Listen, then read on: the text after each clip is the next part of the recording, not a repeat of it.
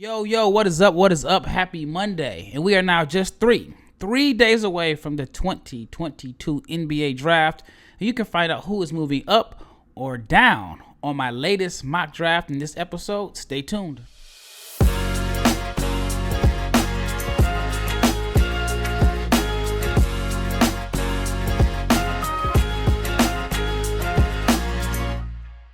You are listening to the Locked On NBA Big Board Podcast, your daily NBA Draft podcast. I am Rafael Barlowe, the director of scouting for NBA Big Board and the founder of NBA Draft Junkies.com. Now, I'm a little bit biased. I think I am the hardest working man in this draft world. I spent the season overseas. Who's going to do that?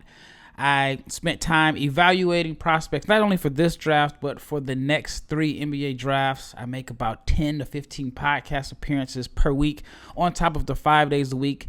I am your host on the Locked On NBA Big Board podcast. I write articles, I create videos, and now with my new position at NBABigBoard.com, I'm gathering intel. I've turned into a reporter. So maybe I can give myself an AKA. I know Richard Stayman, I call him AKA the Clip God.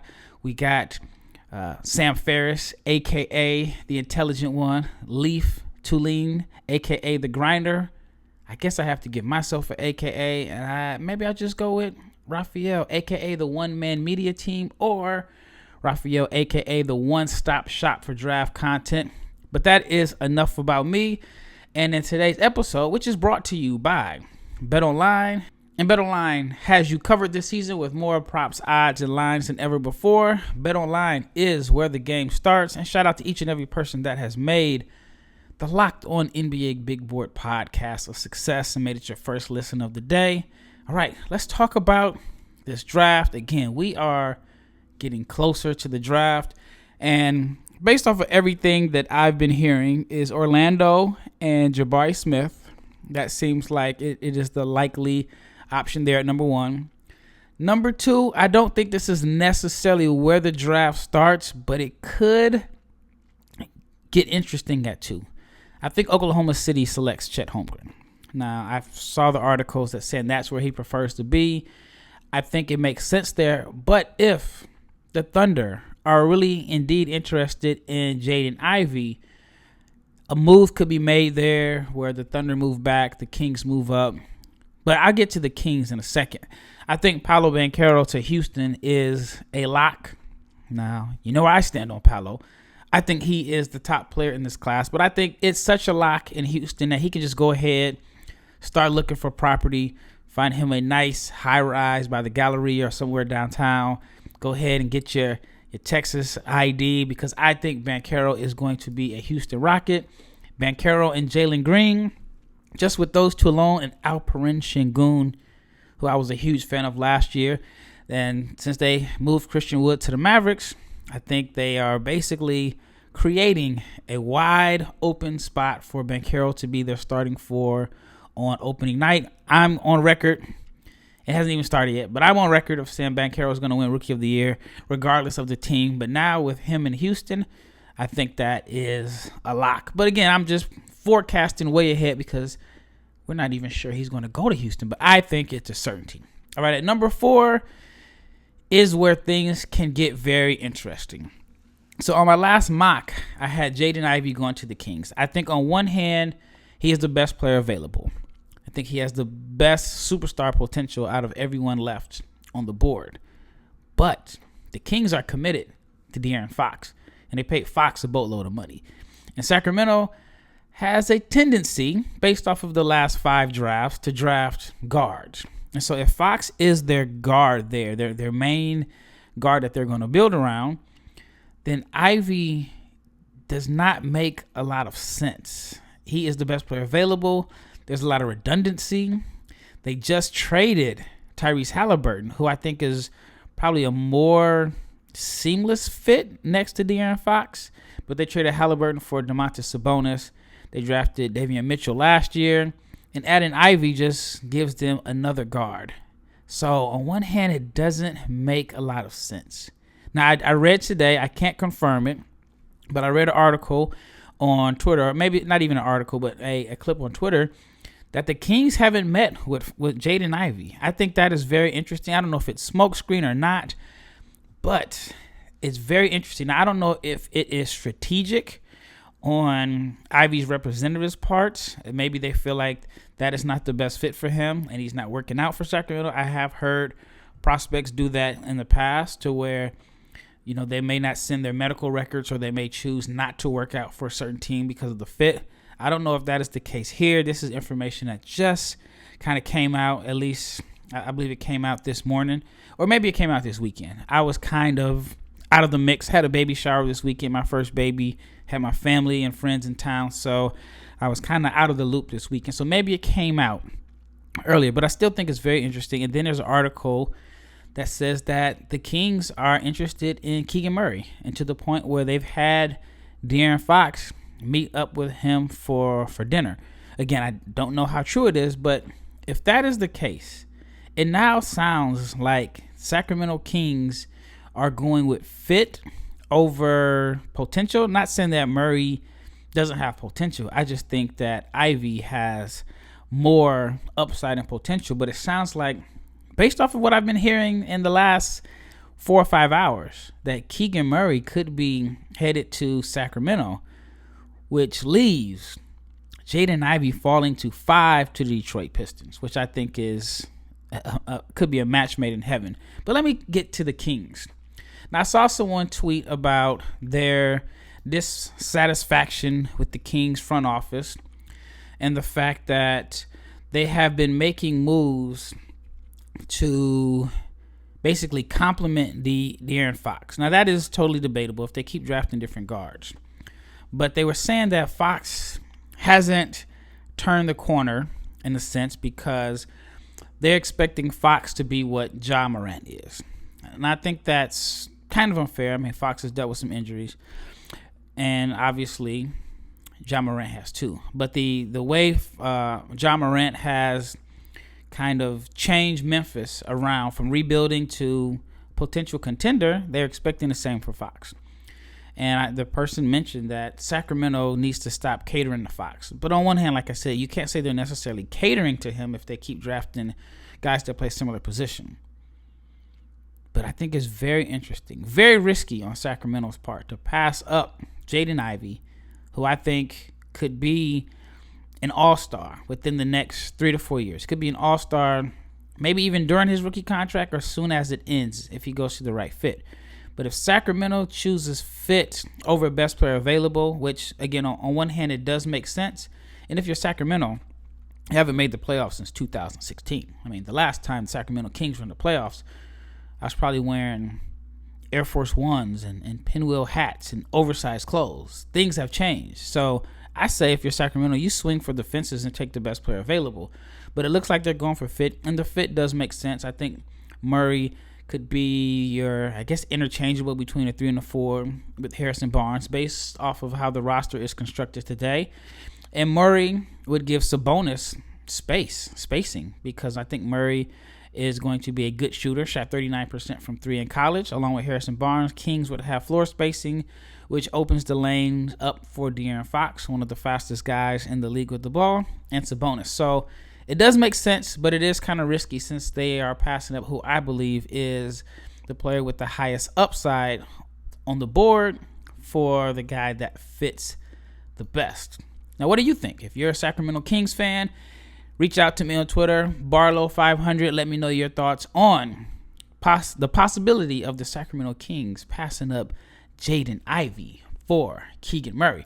All right, when we return, I just talk about a few guys that I think are moving up or down on my draft board, but I got to tell you about draft night. Again, we're just a few days away. Now, one live draft show is just not enough for Locked On. Every single show is going live on draft night. So 15 minutes before your team makes their pick, so whether it's Locked On Pistons, whether it's Locked On, I was going to say Locked On Mavs, but they don't have a pick. Whatever your team is, join them on YouTube for the immediate reaction from your local expert. You can subscribe now at your favorite team, whether it's Locked On Kings, Pistons, Lakers. Lakers don't have a pick either. Locked On Rockets. So you'll know whenever they go live. So check it out.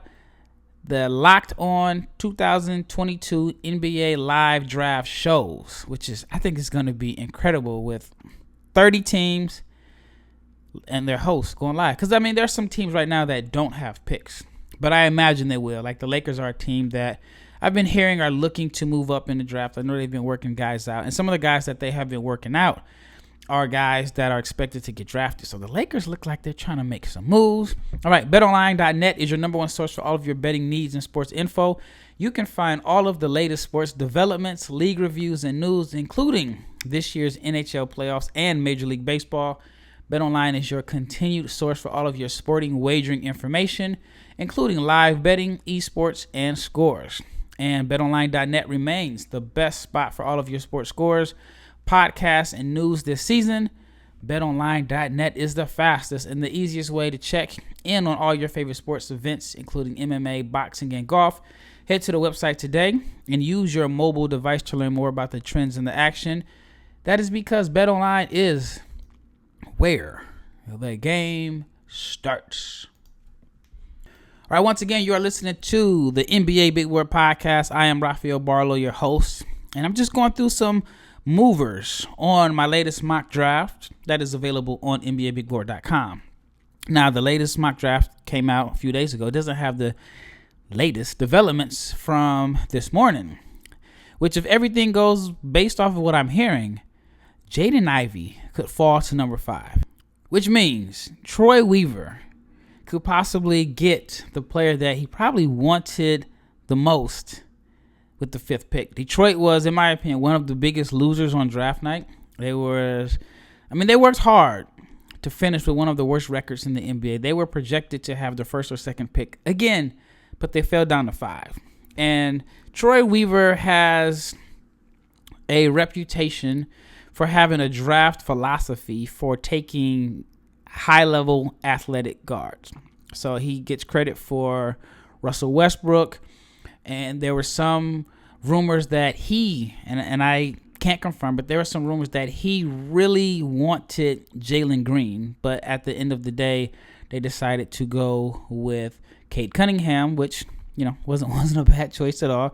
But I do remember reading last year that he was enamored with Jalen Green and his athleticism. Well, he could end up getting the most athletic guard in the draft in Jaden Ivey.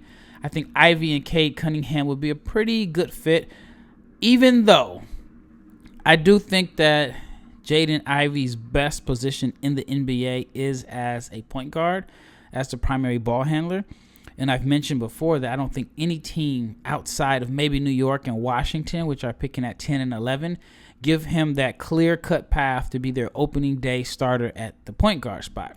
So Ivey's going to have to play off the ball if some moves are made. And then if he goes to Detroit, that means he's going to really have to play off the ball. Unless, you know, they decide that they're going to be interchangeable with Cade Cunningham and Jaden Ivey. But I think this would be an interesting pick for Detroit if he is available. If the Pistons, let's say it goes, and let's say Sacramento was just kind of blowing smoke up our butt, all right? And the Kings decide to take Ivey at 4, then I think Detroit would look at Benedict Mathurin at number 5 because he also provides athleticism and shooting to the Pistons roster. Detroit needs outside shooting, and that's something that Mathurin brings. He shot 38% on 256 attempts in his 2-year career, and at the very minimum, he projects to be this 3-and-D wing. But I think he has a lot more potential than some of the other wings that are kind of bunched up in this group that are projected in the lottery. I think he showed flashes of being a ball handler and shot maker, and I think that he could end up being a 3-level scorer. So if he ends up, you know, continuing to make strides as a pick-and-roll ball handler, pull-up shooter, now you're getting a 3-and-D wing that can score in transition, that can score on 3 levels and lock down the best offensive players, and if you get that, then you could end up with top 3 or 4 quality with the 5th pick. So I think either way, Detroit is in a very good situation with Benedict Mathurin or Jaden Ivey at number 5. Now this is where the draft kind of gets tricky again, because if Keegan Murray is off the board and he is gone he's not there at 4. I thought that was probably the most likely Pacer pick. I thought Keegan Murray to Indiana was a fit that just kind of goes along with the Pacers' timeline of selecting rookies that are a little bit more mature and ready to come in and contribute. I personally don't know if the Pacers' game plan is to like fully rebuild or just kind of rebuild on the fly and still continue to try to make the playoffs. So I don't think they're going to totally tear it down, even though I think Malcolm Brogdon and Miles Turner could be gone, and that could signal a total rebuild. But based off the way they drafted last year with their first pick with Chris Duarte, who was 24 years old, it seems like they were trying to draft rookies that are more so able to come in and contribute right away as far as long-term projections. And I think Keegan Murray is one of the most NBA-ready players. But if he's not available, the Indiana could take a strong look at A.J. Griffin, who is a good shooter and shot 44%, maybe a little under 45% from 3. And he's someone that at this time last year was projected to go into this range. Had some issues with some injuries, and there are some concerns there. But so far, I haven't heard much about it. It's one of those things where no news is good news. And if no news is good news, then we haven't really heard anything about A.J. Griffin's medical history, which means that he should end up as a top 10 pick, lottery at the very, very worst. But I think if they did go with Griffin, gives them shooting, which they kind of robbed Sacramento of all their outside shooting when they acquired Buddy Hield and Tyrese Halliburton. So Griffin would give the Pacers another shooter. So I think that could be the move there. I don't know if Dyson Daniels makes sense in Indiana.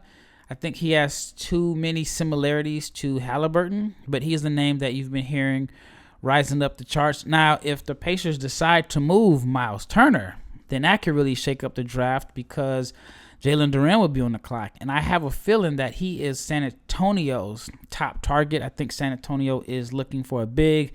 I've heard it from someone that was directly tied to a player that worked out for the Spurs, or actually a player that was supposed to work out for the Spurs. And one of the things that he mentioned is that the Spurs are more so looking for a traditional 5, not necessarily a 4-5. So if the Pacers, like I said, decide to move Miles Turner, then that could throw a monkey wrench in the plans of San Antonio. But there still is Mark Williams, who would possibly, who I think would be available at number 9 if Jalen Duren is gone. All right, so with San Antonio, like I said, I think they're going to take a big, which leaves the Washington Wizards with the 10th pick.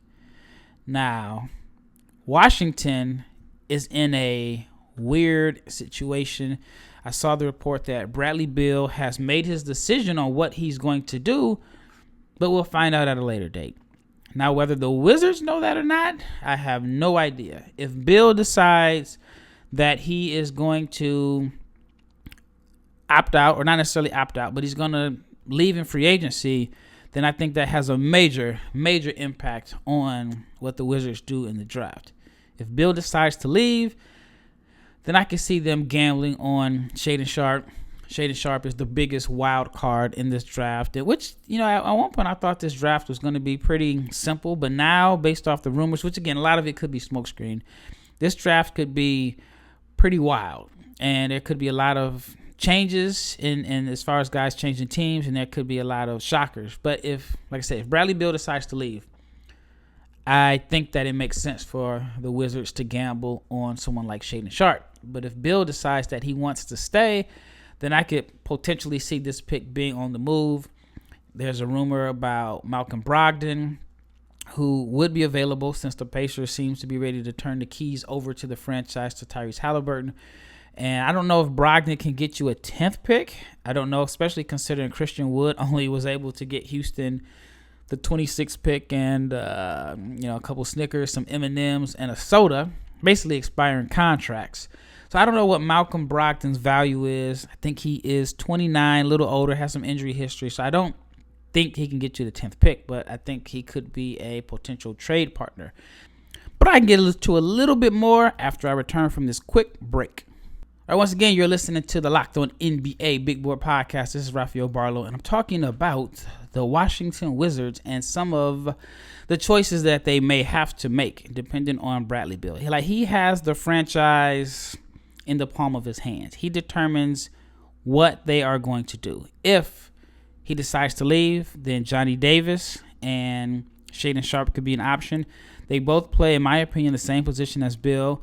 And I think that it's going to be a tough choice because, and I've talked about this before, do you go with the production of Johnny Davis, who averaged 19 points per game, one of the best rebounders in his class as a sophomore, made a huge jump from his freshman to sophomore year, and you kind of know what you're getting out of him, or do you go with the potential of Shaedon Sharpe, who did not play basketball this season? So Wizards, again, they have a tough choice between if Bradley Beal leaves, you got to find a point guard, and if Beal decides to stay, then I think Dyson Daniels could be an option there because the Wizards are in desperate need of a point guard, and I can see them drafting Dyson Daniels, but also making a move for someone like Malcolm Brogdon. All right, at number 11 is the New York Knicks, and the Knicks could have a variety of options here based off the way the draft could turn out, because I personally believe someone between Shaedon Sharpe, Johnny Davis, Dyson Daniels, and Benedict Mathurin or AJ Griffin will be available to New York at number 11. And if you believe this is a draft where the Knicks can get quality wings that can come in and contribute right away, then they're actually in pretty good position because they can get somebody at 11 who some people have mocked at number 5. Now, unless it's Dyson Daniels, I think he could be a Tibbs guy. I mean, he's a big point guard, and he's more so known for his defense and being able to be a connector than his offense right now. But I don't think Daniels would address the Knicks' need for outside shooting. But I think, again, New York is in a good position. But there are rumors that New York could move down. And if I'm New York, even at number 11, personally, I would take a strong look at Blake Wesley. Now, I believe Wesley is working out for New York today, so this is airing on Monday, but I think Blake Wesley would be a good fit. I see him as like a little bit bigger version of Tyrese Maxey. He can play some 1, can play some 2, has the ability to create his own shot, a good athlete. I think Blake is going to be a very good knockdown shooter, and I think he would bring this combination of size and athleticism and shot creativity to New York, and I think he would be a good fit there. All right, at number 12, it is the Oklahoma City Thunder, and again, they could have quite a few options here at number 12. I think the Thunder are going to be very active on draft night, but based off of what I have going on, I have them selecting Ousmane Dieng, the skilled 6'10" ball handler that is really like a natural wing despite his size. And he's drawn comparisons to former Oklahoma City Thunder. Now, he wasn't there too long. He was there briefly. He had a short time in OKC, but he's drawn comparisons to Paul George. And Dieng got off to just an awful start in Australia's NBL. And he finished strong in the second half of the season, and I think it puts him right back where he was projected to go at the beginning of the year. Dieng kind of represents the Thunder's recent draft patterns. He's international, so you look at the players on their roster. I mean, they may have had like 14 guys. I'm just talking off the top of my head, but they probably have had 14 guys last season that were international players. Off the top of my head, I can think of Gilgeous-Alexander, Dort, Pokashevsky, Josh Giddey. They had quite a few guys. You're talking about Teo Maledon.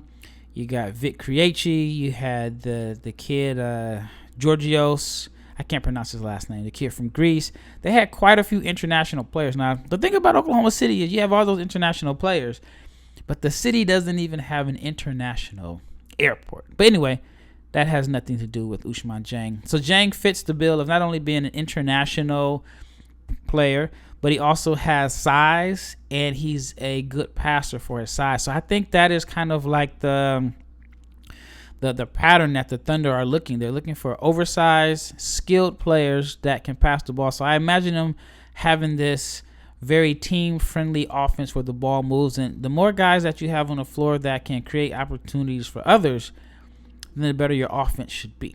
All right, at number 13, this is the Charlotte Hornets. And with Charlotte, I think that their biggest need, their biggest glaring weakness is that they have a hole in the middle. And if Mark Williams is available, I think that is a no-brainer. I've had Mark Williams mocked to the Hornets probably for the majority of this draft process. Now, there's a chance, like I said, if Indiana decides to move Miles Turner, I think that can throw things off a little bit. But I think Mark Williams to Charlotte is a good fit. They need a defensive anchor. Montrezl Harrell has some legal issues going on now. And then, they just had different stop gaps at center since Al Jefferson left. So I think Mark Williams to Charlotte makes the most sense. Now, I forgot about the 8th pick, and that is the New Orleans Pelicans. And New Orleans is in a weird situation in a sense because they are a lottery team, despite the fact that they were a playoff team. They made the playoffs last year without their best player playing a single game. So New Orleans is coming into the season with expectations. And I don't know if there's a lot of opportunities for the 8th pick to come in and get minutes right away, simply because I think at the point guard spot, you have CJ McCollum and you have Devontae Graham. On the wings, you have Brandon Ingram. You have Herb Jones, who's expected to have a bigger role. You have Trey Murphy, who they drafted last year. And the Pelicans definitely need some outside shooting. And Dyson Daniels is who I have projected to go there. But right now, he doesn't project as a three-point shooter. So they could look at A.J. Griffin or Benedict Mathurin if they're available. Even Johnny Davis, even though the percentages on paper don't indicate that he's a good three-point shooter, but he shot 38% on catch and shoot. So I think he would be a decent fit there. All right, at number 14, wrapping up the lottery, it is the Cleveland Cavaliers, who are in a similar situation because even though Cleveland did not make the playoffs, they were a playoff team for the majority of the season, and everything kind of got derailed when they had some injuries late in the year. I have them selecting Malachi Branham at number 14, which he is a local kid, not necessarily local, but he's from the area, an Ohio native. Ooh, try to say that fast. Ohio native who went to Ohio State, and he was one of these guys that just kind of came out of nowhere. I don't think anybody was expecting him to be a one-and-done lottery pick at this time last year, but he had a great year. The biggest concern for him is the three-point shooting. Even though on paper he shot over 40% from three, he's very reluctant to pull the trigger. I even spoke with someone from a team that he worked out for, and they were saying that they know he can shoot.